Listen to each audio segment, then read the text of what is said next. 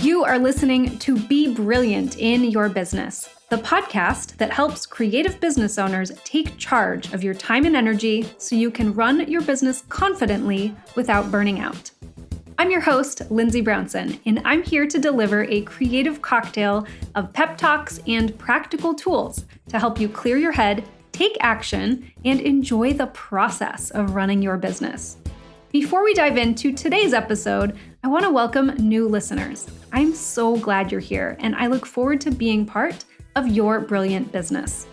Be sure to hit the subscribe button, and even better, head to BeBrilliantListener.com to grab your new listener goodie bag. Are you ready? Let's go. Hey Mavericks, welcome to the show. My guest today is Abby Herman, the creator of the Content Experiment and kindred spirit when it comes to being organized and strategic about how you spend your time when it comes to content creation. So in episode 94, I made a pretty bold recommendation to take a summer break from creating new content. So Abby's the expert, and I really wanted to know what she thought about that, and if she had any recommendations for how to do it strategically. Spoiler, she does. So let's jump in and talk with Abby Herman. This episode is brought to you by my summer game plan session. Do your summer plans include turning up the heat with your income and getting lots of free time to refresh and enjoy the season? The summer game plan session will help you do exactly that. In this one-to-one VIP session, we are going to create your sizzling strategy and an easy-to-implement plan to help you do less and earn more this summer. For more info, head to lindsaybrownson.com/game plan. And as a bonus, when you sign up, you'll receive the deck of my all-time most useful scripts for creative businesses. These easy-to-use templates will save you from your most tedious and time-consuming conversations once and for all. So instead of going cross-eyed at your keyboard all summer, you can get back to doing what matters. The summer game plan and bonus deck of scripts are a seasonal special, so it is a limited time offer, because I plan to practice what I preach and enjoy the heck out of my summer too. So dive in quickly at lindsaybrownson.com/game plan. Hi, Abby. Welcome to the show. Hey, thanks so much for having me. I'm so happy to have you here. First, because this topic of content creation and social media fatigue, this is something that has been on the minds of pretty much all of my clients lately, and me too. And so I know that you've got lots of great insight for working smarter and not harder when it comes to content creation. So I can't wait to talk to you. Yes. Awesome. So let's get started with just a quick intro to you. Introduce yourself to our listeners and tell them who you work with and how you help them. Yeah. So I'm Abby Herman, and I am the owner of the Content Experiment, which is a small but growing content marketing agency for online service-based business owners. We help business owners, well, in two different ways. So we do one-on-one work where we help support clients with developing content strategies and creating and implementing. So actually like doing the scheduling of the content for business owners so that they can get on with doing the things that they love in their business. And so they don't have to feel that fatigue. Yes. And then the other side of the business is Content Mastery Lab, which is a membership community for business owners who are DIYing their content and they need some help and support in just kind of not having to do it themselves, or not having to do it all by themselves. So we have a lot of accountability, we have trainings and things like that to really help support them as they grow their businesses and they grow their content.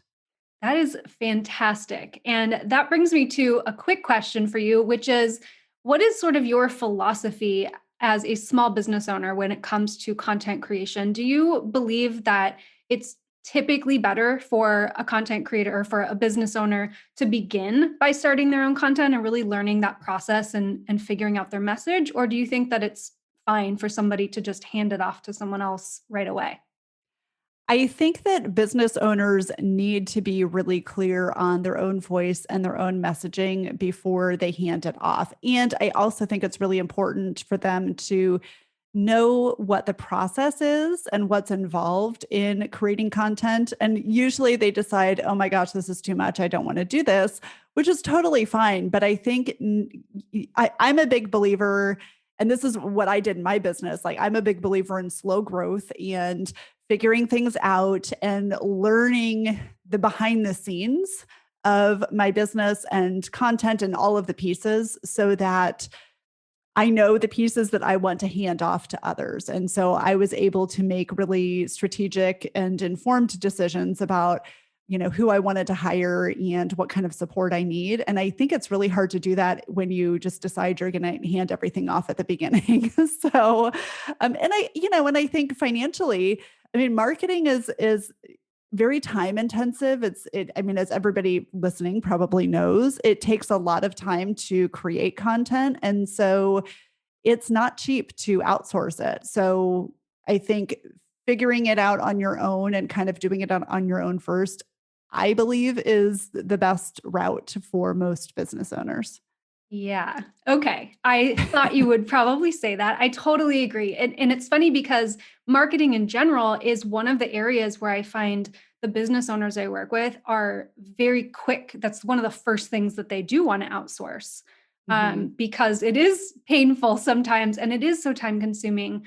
And when you are in that phase of not really knowing your voice, or you're just still in kind of a sticky place, I guess, of trying to figure out how to say what it is that you want to say, it's very easy to be like, can someone else just do this for me? Yes. And so I find that it's one of the biggest areas where I try to reel people back into the like, okay, hold on, you're not quite there yet.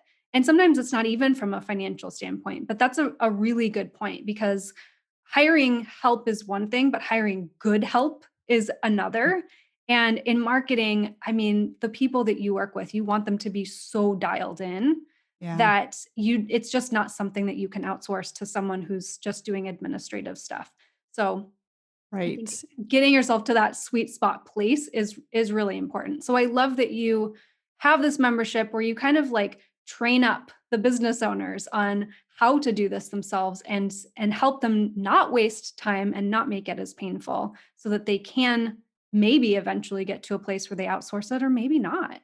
Right. Yeah, some people really like to do it themselves. And, also too, if you're going to host a podcast or you're going to have a YouTube channel, you're going to be creating a good chunk of the content yourself, working with someone on strategy and, hire somebody to do the actual implementation. So loading the stuff to your email provider, loading the stuff to YouTube and all of that, and scheduling things on social media. Hire somebody to do that first before you hire somebody to take over the content creation, like writing the show notes or writing the blog posts and writing the social media posts.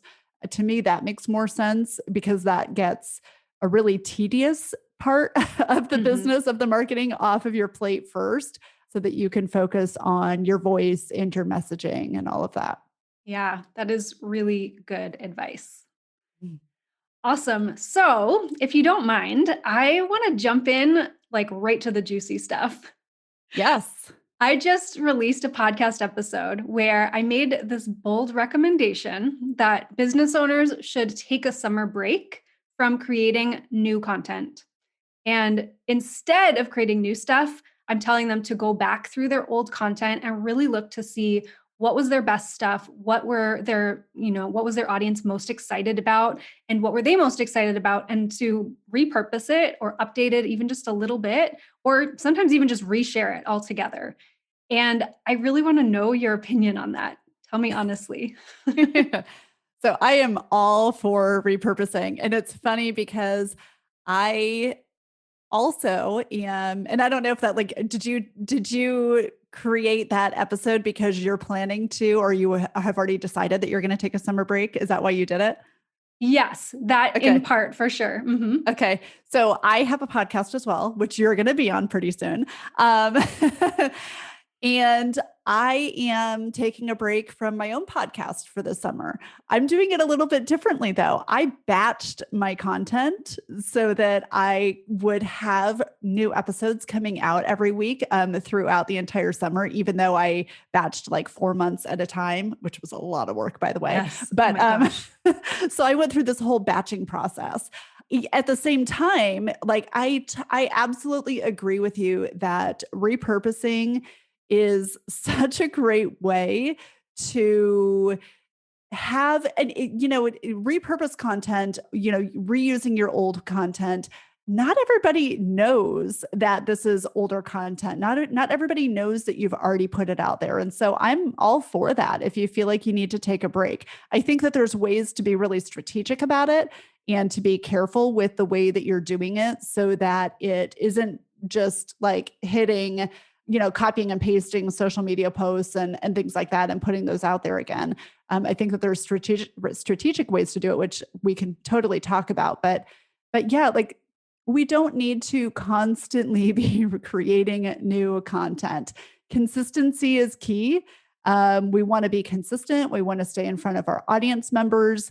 But that does not mean that we have to create a new blog post every single week or that we need to have 2 new YouTube videos going live every week. We don't need to do that. We can find ways to repurpose what we already have and make it still relevant and still valuable to our audience members and to our own bottom line and our own business. Yeah, absolutely. So I'm glad to hear you say that. And I love specifically, I mean, no surprise that your main takeaway on that is the strategy is what's important here. Mm-hmm. So can we talk about that strategy? I'd really like to know, what kind of system or process, how do you organize that content or what's the best way to go about kind of reviewing what you've got and deciding if you're going to reuse it or what? Yeah. So I think it's 2 totally different buckets. It's the original content creation when you're creating your regular content. So we're not talking about like the repurposed stuff right now. Your regular content. I think having a system around that will make the repurposing piece a whole lot easier. So if you don't mind, can we talk about that piece first and kind of what that looks like to make the repurposing easy? So I'm going to talk about batching again too, because I just think it's so valuable and it allows you to get a lot done in a really short period of time. And at the same time, creating that content that you're going to repurpose later. So when you batch content, you are essentially first you create a strategy, you decide what's the content that I need to create for whatever the thing is that I'm launching or releasing or that I want to draw attention to in my business. So what is the content that I need for that? There's a lot of different ways to determine what that is. I won't go totally into it today, but figure out what it is you need to create and then have a system for actually creating it. And I actually have a batching guide that everyone can download for free. If you go to thecontentexperiment.com/brilliant, you can grab the guide and it walks you through step by step. First, the importance of batching and why it's so valuable for your business, but then also like how to do it. And essentially what you're doing is you're blocking off time on your calendar to sit down and create the content, whatever it happens to be. For me, and for you, it's a podcast. So when are you going to schedule your podcast interviews? When are you going to find time to do intros and outros or to write the show notes or the social media post for it? Like, when are you doing that? And whether you are doing it yourself or you're outsourcing to team members, it's really important to like set that time aside and then honor that time, which I think is the most difficult part. Sure is. So put it in your calendar, honor the time, and then find a system that works for you for creating that content. So whether that is sitting down and you want to write, like, let's say you want to do 4 blog posts for next quarter. So outline those, know what the topics are going to be ahead of time, sit down, outline the topics. Then, the next day, write each of the blog posts. And then the next day, write the social media content for it, whatever system works for you. And everyone has a different system that works. As you're doing that batching, ahead of time, or maybe you don't, but after this episode, you'll know ahead of time that you want to repurpose that content later. Like you want to be able to publish the content again and again without having to just, like share the exact same caption or the exact same graphic. So as you're going through the batching process, find additional ways to share the content. So some of the things that we do for myself and for my clients is we go through, and if it's a blog post that has 4 main points, we will pull those main points out of the blog post and create like one of the social share options will be to like create a carousel post. And so we'll create the graphics the same time we're creating the other content that we're, sharing, that we're using to share. So it's already done. And then we store all of that stuff in Airtable so that it's right there with a link to, we create content libraries for all of our clients. So we'll include a link to the actual content, the live content, and then we'll include all of the graphics in there also. You could also do a poll in LinkedIn. So you could write that caption as you're writing the original content that you're using to share the piece, and then create a poll. So maybe 6 weeks down the road, you can reshare that blog post along with the poll to get more interaction on that post. So just find ways to create other shareable content relating to that piece of content. So for a podcast, it could be, we do some pull quotes for each of our guests. We do audiograms. You can change the graphic that you use for the audiogram and just use the same audio. You don't have, it doesn't have to be something completely different, like make it look different. And the content itself is the same. It's totally up to you. Like some people get really particular about their Instagram feed and they want all of the images to look different. And so find different ways to tweak them and just create more content than you think you're going to need to share the pillar, I call it pillar content, that you're actually creating. So that's one way to kind of front load all of the repurposing piece through the whole batching process without having to sit down and like rethink about it 6 weeks from now or 6 months from now or whenever you want to repurpose. Yes. Something else that I do, and this is repurposing other people's content, but something else that I like to do is find complementary topics. So if you are creating a podcast episode about taking a summer break, maybe you were a guest on someone else's podcast around taking a summer break, or taking some sort of break, or maybe just like overwhelm.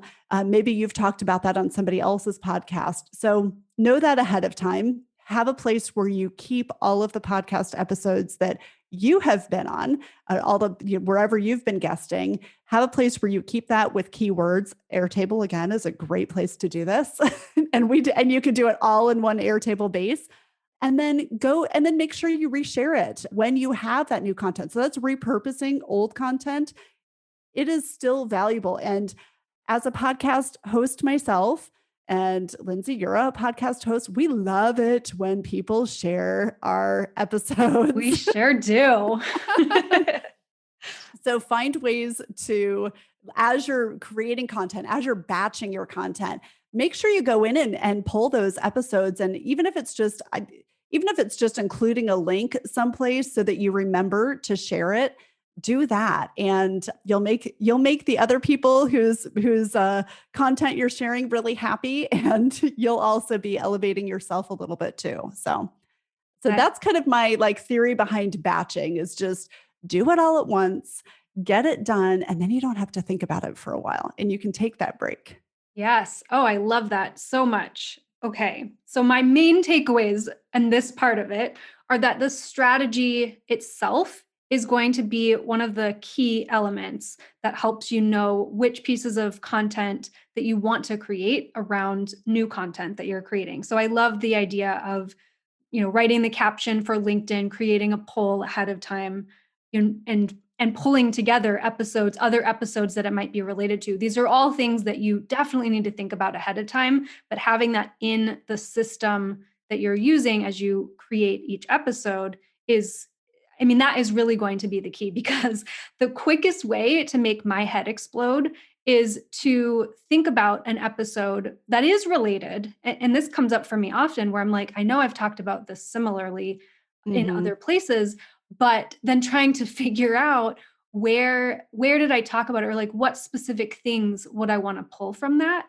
and what have I already done. So I'll give you an actual example. It makes me crazy, like the Pinterest pins. I'll spend all this time creating beautiful pins for one episode, and then the next time, because I don't have the proper support right now, I will create like one pin and not a whole suite of things. So I've been super inconsistent about it. And then I don't remember which ones actually have the full suite and where I need to go back and re-pull it. So the content that I end up repurposing for that is just the ones that are fully built out.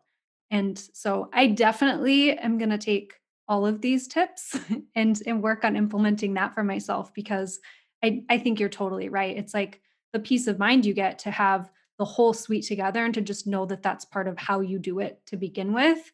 It doesn't guarantee that it will get used, which is another question I have, but it does make sure that you have everything so that you can use it in a future time. Yeah, and if you create a content library of any kind and you have it's just easier because it's all there. You have the link to the actual live content.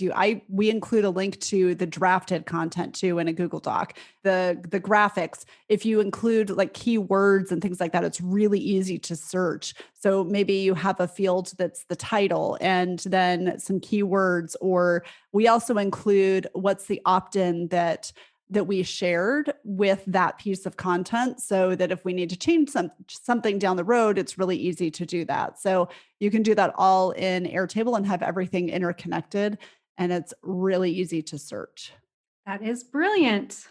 I'm excited. So I don't usually use Airtable. I've used it for a few things, but I stay pretty entrenched in Google Docs and Asana.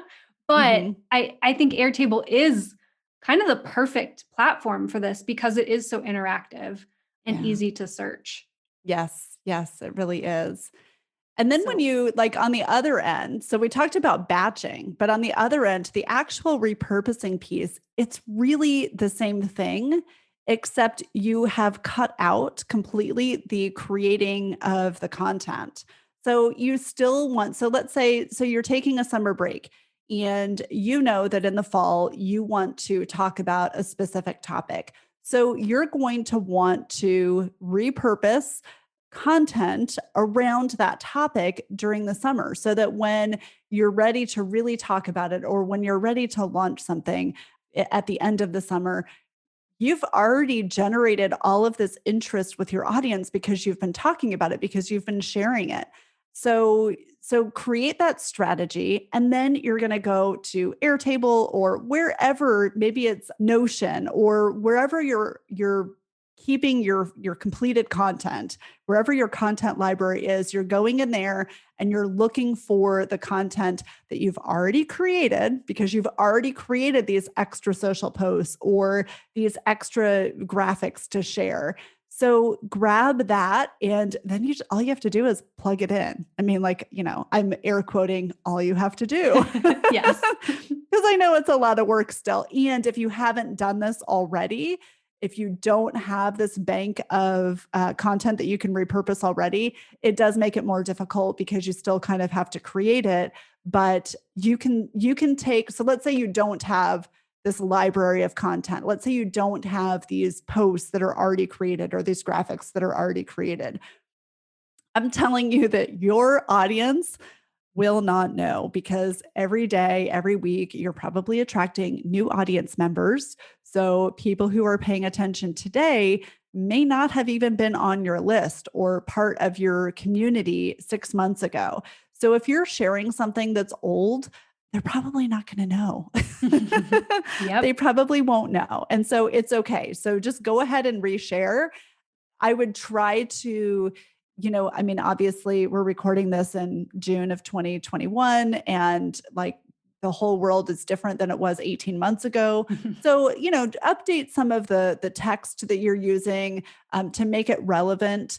see if you can insert a couple of personal stories in there as you're sharing things either in your emails or on social media, your captions, things like that. See if you can tweak things a little bit to make it relevant and timely. But yeah, go ahead and reshare what you have. Just make sure that there's a purpose behind it. Find a find a themed type topic that you want to talk around for the month of June or the month of July and stick with that as much as you can. That is really good. Okay, because my next question was, all right, so where do we get started then? So let's assume that my listeners are hearing me say, don't create new stuff, go back and look at your old stuff. And you're like, okay, where do I do that? So it sounds like you're saying kind of pick a theme as a starting point and go back through your Instagram posts or go back through your blog posts and Airtable. I'm just going to give this as the call to action. Create an Airtable and start building out that library a little bit. So, based on that theme that you want to cover for the month of June and what you're seeing got the best results before, then you start to plug in some of those pieces and ask the questions like, what other content could I create from this? What other complementary topics might go along with it? And to just, walk through some of the tips that Abby gave on things to consider and types of content to consider and start plugging that in to, maybe we'll call it like a micro library, the beginnings of your content library. How does that sound, Abby? Yeah, exactly. Exactly. Figure out what it is your audience needs. What do you want them to focus on for the next couple of months? Come up with a theme or two or three, depending on how much time you're going to take off of generating new content. And then yeah, find what you already have that's relating to that. And a quick, if you don't have the wherewithal or the time or anything to create this Airtable library right now, log into your website, so if you're on WordPress, go to the post section, and then in the top right, you can actually search keywords right there and it'll come up with stuff that you already have posted. So that's a really easy way to do it. Whether if you have a podcast or if you have a blog, if you have a YouTube channel, go to YouTube and just do a search in your library to start finding topics that relate to the theme that you want to cover. Awesome. That's so good. Thank you. Yeah. So you have the free batching guide that you're willing to give away to listeners to kind of wrap their heads around this step by step on how to batch, which will also kind of like get your brain in the mindset of what you need to include in a process of content creation as you move forward. But I think it also is relevant as you're kind of moving backward and auditing your content as well. Yeah. So definitely, again, that's thecontentexperiment.com/brilliant. Yes? Yes, that is Okay. correct. And I will, of course, include that in our show notes. I also want to encourage people to check out your membership. And I know you've got a pretty cool deal for new members. Tell us about that. Yes, you can go to thecontentexperiment.com/membership.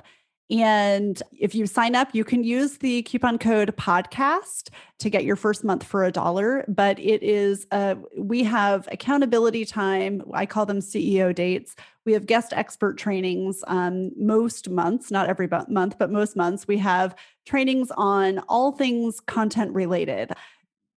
We did one on mapping out your client journey and then analyzing your client journey. We have a guest expert coming on shortly to talk about operations and the back end of your business. We've talked about SEO.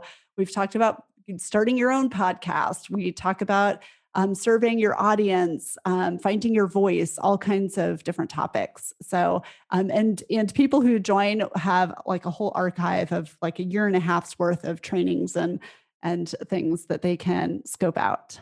Wow, that is amazing. That sounds like a great way to use your free time this summer because I'm all about gaining as much free time and doing as little work as possible this summer while getting even more out of the work you're doing. So, definitely a place worth spending some time. Thank you, Abby, so much for being here. This was really great. Yeah, you're welcome. Thank you for having me.